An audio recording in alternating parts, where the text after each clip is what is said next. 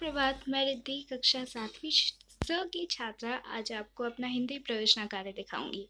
सबसे पहले प्रथम पेज पे मैंने यहाँ पे अपना नाम, रोल नंबर और क्लास लिखी है।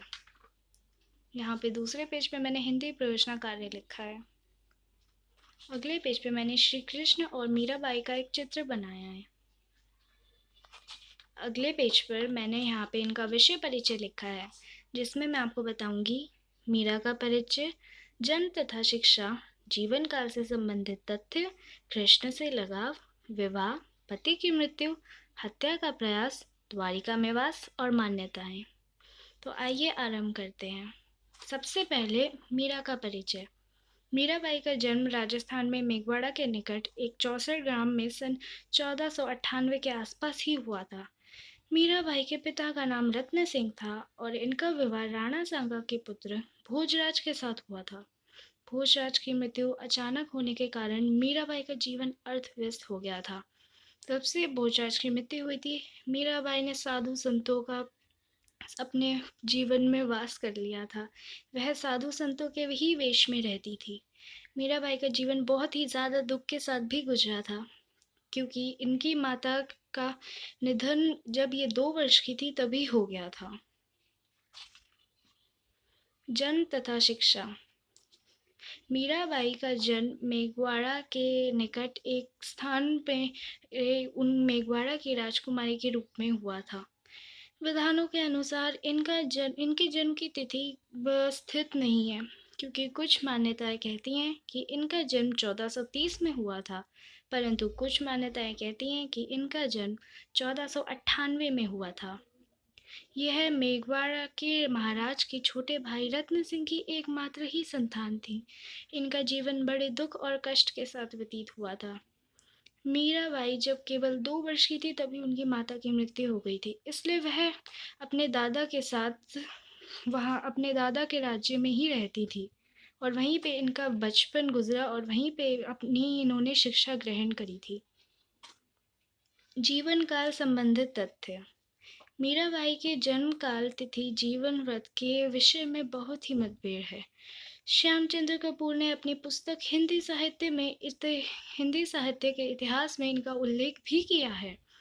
कुछ मान्यताएं कहती हैं कि मीराबाई का विवाह राणा कुंभ के साथ हुआ था, परंतु असल में इनका विवाह पंडित गौरीशंकर हरिश्चंद्र ओझे ने अपने उदयपुर राज्य के इतिहास में लिखा है कि महाराणा सांगा के ज्येष्ठ पुत्र भोजराज का विवाह मेड़ता के राव वीर में की छोटे भाई रत्न सिंह की पुत्री मीराबाई के साथ हुआ था।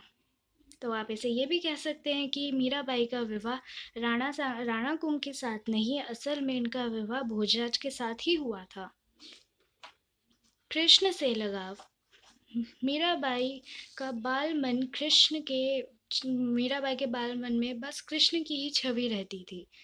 कुछ मान्यताओं के अनुसार यह कहानी भी प्रचलित है कि एक बार मीराबाई के घर के पास पड़ोस में एक धनवान व्यक्ति के यहाँ पे बारात आई थी और सभी स्त्रियां इस बारात को अपनी छत के ऊपर से देख रही थी और मीराबाई भी अपनी छत पे ही खड़ी थी और अपनी माता के साथ। जब वह बारात देख रही थी तब अचानक ही मीराबाई ने अपनी माता से पूछ लिया कि उनका दूल्हा कौन है।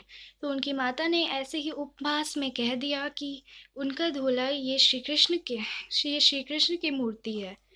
तब से ही यह बात मीराबाई के मन में बैठ गई थी और बचपन से लेकर मृत्यु तक यह बात वो कभी नहीं भूल पाई और यही कारण था कि मीराबाई को श्री कृष्ण से अत्यंत लगाव था। उनका विवाह। मीराबाई की आदरणीयता और गुणों को देखकर मेघवाड़ा नरेश राणा सांगा सिंह ने मीराबाई के घर अपने बड़े बेटे भोजराज के लिए विवाह का प्रस्ताव भेजा था। यह प्रस्ताव स्वीकार कर लिया गया था और भोजराज के साथ मीरा का विवाह भी हो गया था। इस विवाह को लेकर पहले तो मीराबाई ने मना कर दिया था, क्योंकि वो श्री कृष्ण की बहुत बड़ी भक्त थी, इसलिए उन्होंने इस विवाह के लिए पहले मना कर दिया था, परंतु परिवार वालों के ज़्यादा बल लगाने के कारण उन्हें यह विवाह स्वीकार कर लेना पड़ा। और जब विवाह में विदाई का समय आया तब मीराबाई बहुत रोई थी और जो मूर्ति उनकी माता ने बताई थी कि यही उनका पति है, वही कृष्ण की मूर्ति मीराबाई अपने साथ ससुराल ले गई। उन्होंने तो ससुराल में अनेकों बार सभी लज्जा और परंपरा का त्याग करके अनूठे प्रेम और भक्ति का परिचय भी दिया था। पति की मृत्यु। विवाह के 10 वर्ष बाद ही उनके पति का निधन हो गया था। कुछ मान्यताओं के अनुसार युद्ध के उपरांत घावों के ज्यादा होने के कारण उनके पति की मृत्यु हो गई थी। पति की अकाल मृत्यु से मीरा का जीवन पूर्णतः अर्थ व्यस्त हो गया था। वैसे तो मीराबाई श्री कृष्ण की बहुत बड़ी भक्त रही थी, परंतु फिर भी उनके पति की मृत्यु के कारण उनके दिल को बहुत ठेस पहुंची थी। इसीलिए वह हमेशा साधु संतों के कपड़ों में ही रहती थी। उनके जय भोजराज की मृत्यु के बाद रत्न सिंह को राजा बनाया गया, परंतु उनकी भी मृत्यु हो गई। तब उनके सौतेले भाई विक्रमादित्य राणा को राजा बनाया गया। लेकिन मीराबाई तब तक, जैसे ही पति की मृत्यु हुई थी, तब से मीराबाई का प्रेम श्री कृष्ण के लिए बहुत बढ़ गया था। इसलिए वो तो श्री कृष्ण की भक्ति में ही लीन रहती थी हर समय। हत्या का प्रयास। पति की मृत्यु के बाद मीरा की भक्ति दिन प्रतिदिन बढ़ती गई। वह मंदिरों में जाकर श्री कृष्ण के भक्तों के सामने श्री कृष्ण की मूर्ति के आगे नाचती रहती थी। मीरा का आनंद का माहौल तब बढ़ा था जब राजा ने श्री कृष्ण का मंदिर महल में बनाने के लिए तैयार हो गए थे। जैसे ही श्री कृष्ण का मंदिर बना महल में, तब भक्तों की वहां भीड़ बढ़ने लगी, साधु संत वहां आने लगे।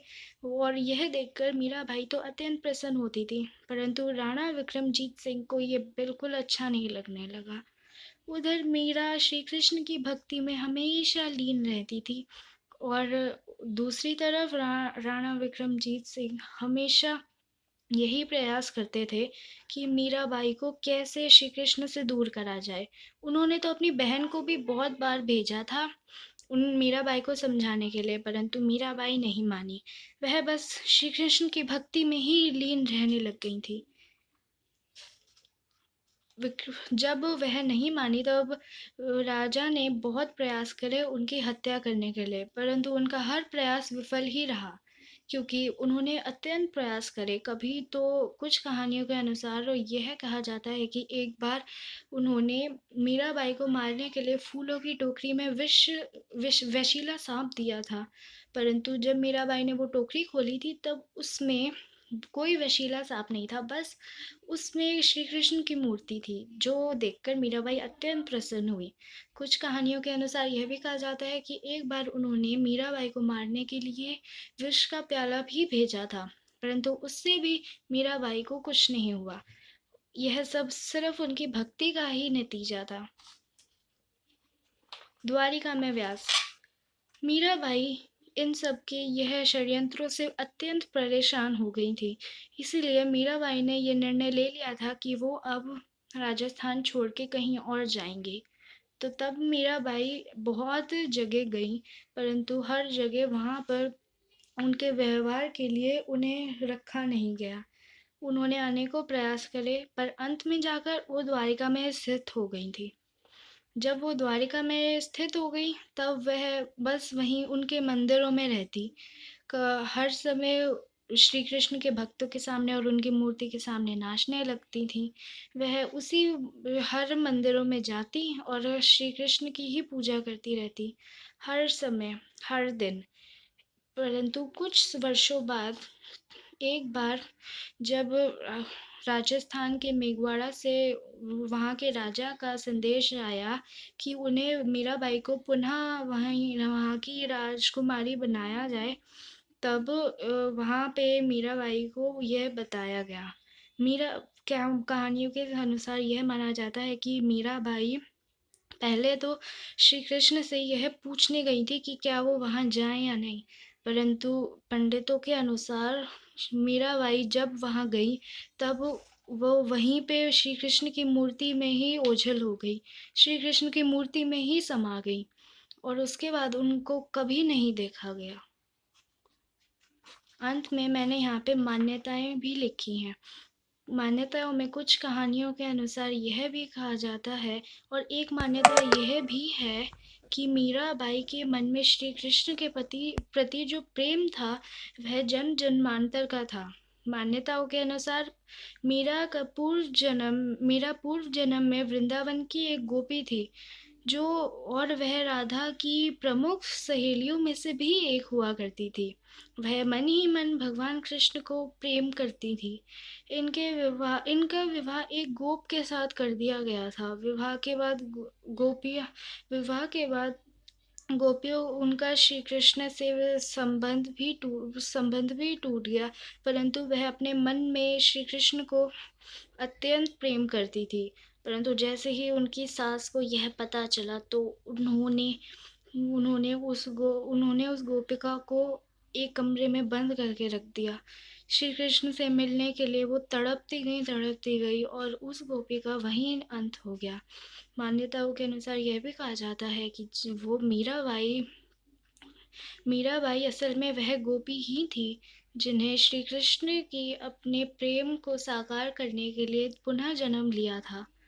और कुछ कहानियों के अनुसार ऐसा भी माना जाता है कि एक बार मीराबाई के घर एक साधु आए थे, और वह वहाँ उनके घर उनकी माता ने मीरा उन साधुओं को भोजन भी खिलाया था। परंतु जब वो साधु भोजन खा रहे थे, तब उन साधु के भोजन खाने से पहले ही उन्होंने क्या करा, अपने थैले में से श्री कृष्ण की मूर्ति निकाली और उन्हें पहले भोग लगाने लग गए। यह देखकर कुछ मान्यताएं यह भी कहती हैं कि मीराबाई को यह श्री कृष्ण की वो मूर्ति देखकर अपना पूर्व जन्म याद आ गया था कि वो पहले कौन थी, और वह श्री कृष्ण से अत्यंत लगाव करती थी। तो कुछ मान्यताओं के अनुसार यह भी कहा जाता है कि मीराबाई को तब याद आ गया था और तभी से वह श्री कृष्ण से अत्यंत प्रेम करती थी। धन्यवाद।